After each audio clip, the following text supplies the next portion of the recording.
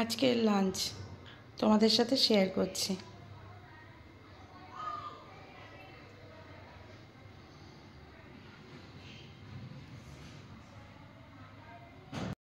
ও everyone, আজকে শনিবার, সকাল সকাল রান্না করতে চলে এসেছি।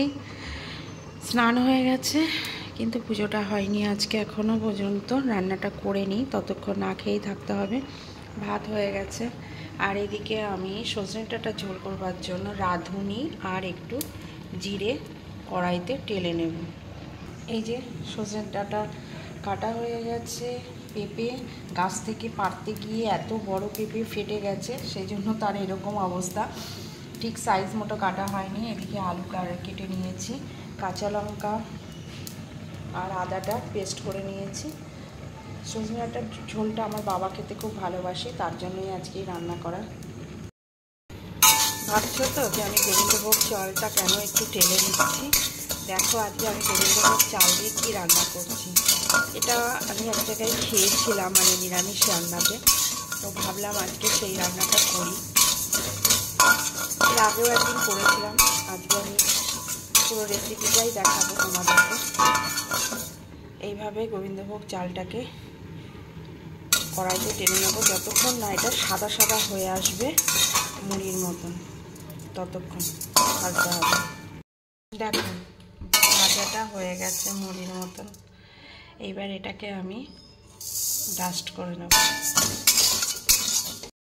বাড়িতে ডাল হয়েছিল, মটরের ডাল, সেটা নিয়ে এসেছিলাম, মানে আমার বাবার বাড়িতে। তো সেই ডালটা আজকে কাঁচা পাকা টমেটো দিয়ে একটু ডাল করব ভাবছি। সঙ্গে থাকবে আলু ভাজা আর বেগুন ভাজা। আজকে শনিবার, কালো বেগুন যেহেতু ঘরে আছে, একটা পুড়িয়ে ফেলি। মা বলতো শনিবারে কালো বেগুন পোড়ানো ভালো। এটার কি কারণ আমি জানি না, কিন্তু আমি থাকলেই পোড়াই। কালো জিরে লঙ্কা কুচি করে আলু ভাজা ভাজলে তার খুব ভালো লাগে খেতে। আর এইদিকে বেগুন ভাজা হয়ে গেছে। বড়ি ভেঙে তেলে একটু লাল লাল করে ভেজে নিয়েছি, বেগুন ভাজার সাথে খেতে সেই স্বাদ লাগে। যাই হোক, রান্নাটা খুব তাড়াতাড়ি করতে হচ্ছে, কারণ শীতের সময় দৌড়ে দৌড়ে চলে যায়। তেল গরম করে শুকনো লঙ্কা ফোড়ন দিয়ে দিলাম। ডালটা সোমবারে দিয়ে দেবো। দিলাম সর্ষে, সাদা সর্ষে, দিলাম কাঁচা টমেটো, কাঁচা লঙ্কা চেরা,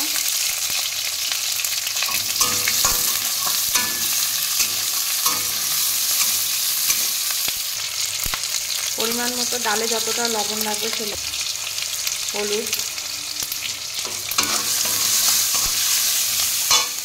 এবার দেবো পাকা টমেটোগুলো। কাঁচা পাকা টমেটো একটু কড়াইতে তেলে নিয়ে আমি ডালটা দিয়ে দেবো। এগুলো একটু মজে এসেছে, এবার ডালটা দিয়ে দেবো। এবার ডালটা ফুটতে দেবো, ততক্ষণে আমি একটু কাজ গুছিয়ে নিই, ডালটা হতে থাকে। টমেটো দিয়ে ডালটা হয়ে গেছে। আমি নামানোর সময় একটু ধনেপাতা দিয়ে দিয়েছি, টাটকা ধনেপাতা দেখলাম ভালো লাগে। এই ডালে অনেকে পাঁচফোড়নও ফোড়নও দেয়, আমি আজকে সর্ষে দিয়েছি, পাঁচফোড়ন আমিও দিই, যার যেটা ইচ্ছা। আজকে একটু সর্ষে ফোড়ন দিলাম, কারণ আমি একটু কাঁচা টমেটো দিয়েছি, ওই জন্য। যাই হোক, ডালটা হয়ে গেছে, এবার নামিয়ে নেব। বড়িগুলো আগে ভেজে নিই, কারণ এতে একটু বড়িও দেবো, ঘরে যখন আছে একটু দিয়ে দিই, ভালো লাগবে। বড়ি ভাজা হয়ে গেছে, তুলে নেব। শুকনো লঙ্কা ফোড়ন দেবো না, একটু রাঁধুনি ফোড়ন দেবো, কারণ বাবার শরীরটা ভালো না, তো ওই জন্য শুকনো লঙ্কা ব্যবহার করব না। দিয়ে দেবো পেঁপে, আলু দিয়ে দিলাম। এইগুলো লবণ দিয়ে একটু হালকা হালকা করে ভেজে নেব। খুব কম তেলে রান্না হচ্ছে। এটা বেশিরভাগ শরীর খুব অসুস্থ হলে পারে, বা শরীর উইক থাকলে পারে, এরকম ঝোল খেলে পারে, শরীরের জন্য খুব ভালো। আর এখন তো সজনে ডাঁটার ঝোল খাওয়া খুবই ভালো। যাই হোক আমি লবণ দিয়ে দিই, পরিমাণ মতো লবণ দিয়ে দিলাম।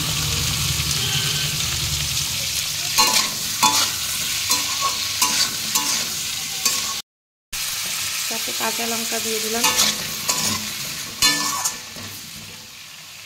লবণ, হলুদ আর আদা দিয়ে সজনে ডাঁটা দিয়ে ভালো করে কষিয়ে নিলাম।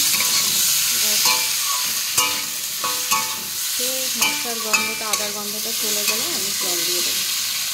উঠে গেছে, এবার বড়িগুলো দিয়ে দেবো।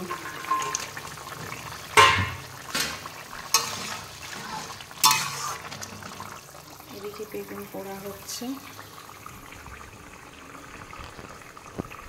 সজনে ডাঁটার ঝোলটা হয়ে গেছে, এবার আমি রাঁধুনি আর জিরে ভেজে রেখেছিলাম একটু পরে, সেটা দিয়ে দিলাম।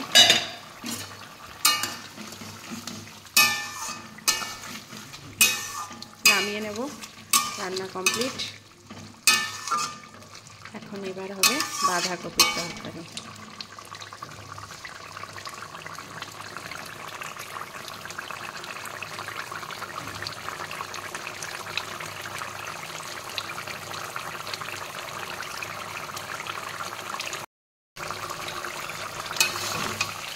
এরকম ঝোল একবার বাড়িতে রান্না করে দেখবে বন্ধুরা, সত্যি খুব ভালো লাগে। আছে ফোড়নে গোটা জিরে, গোটা গরম মশলা আর একটা শুকনো লঙ্কা ফোড়ন দিয়ে দিলাম। বাঁধাকপির জন্য আলু বড় বড় করে কেটে নিয়েছিলাম, সেগুলো দিয়ে দিলাম।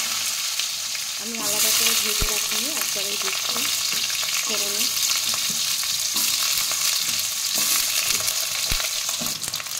আলু ভাজাতে অল্প একটু লবণ দিয়ে দেবো।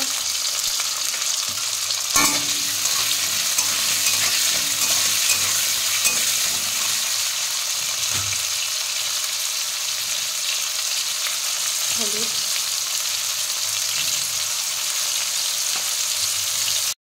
আলুটা ভাজা হয়ে গেছে, এবার আদা কাঁচা লঙ্কা পেস্ট করে রেখেছিলাম সেটা দিয়ে দিলাম।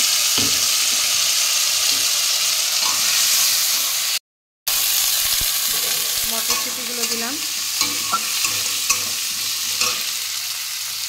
মটরশুঁটিগুলো ফাটার আগেই আমি বাঁধাকপি কুচিগুলো দিয়ে দিলাম।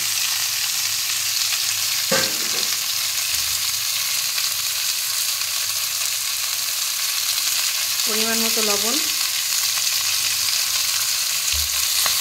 দিয়ে ভালো করে এবার মিশিয়ে নেব, তারপরে ঢাকা দিয়ে দেবো 10 মিনিটের জন্য কম আছে। আজকে যেহেতু নিরামিষ, তাই এখানে আমি পেঁয়াজ ব্যবহার করতে পারবো না, সেই জন্য লঙ্কা, ধনেপাতা, লবণ আর তেল দিয়ে, সর্ষের তেল দিয়ে ভালো করে মাখিয়ে নেব।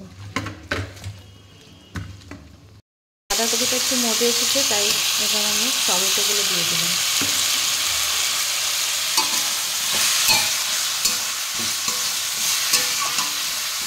আবার ঢাকা দিয়ে দেবো। বাঁধাকপিটা হয়ে এসেছে, এবার আমি ভাজা মশলার গুঁড়ো দেবো একটু।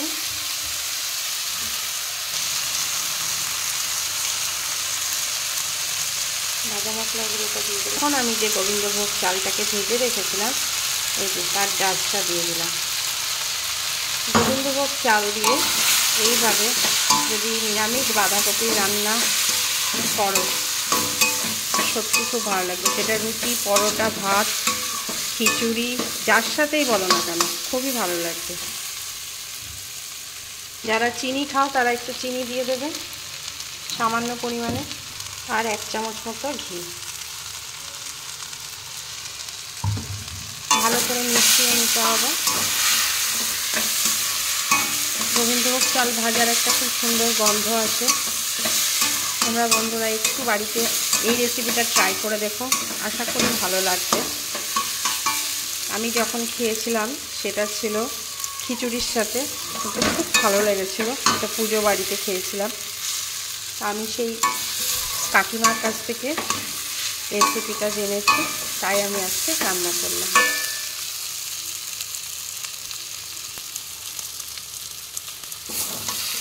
খুব সুন্দর মজে গেছে। এক ফোঁটা জল ব্যবহার করতে হয়নি। আজকের ব্লগটা কেমন লাগলো কমেন্ট করে অবশ্যই জানিও। আবার দেখা হচ্ছে নতুন কোনো রেসিপি, নতুন কোনো ব্লগ নিয়ে। টাটা, ভালো থেকো।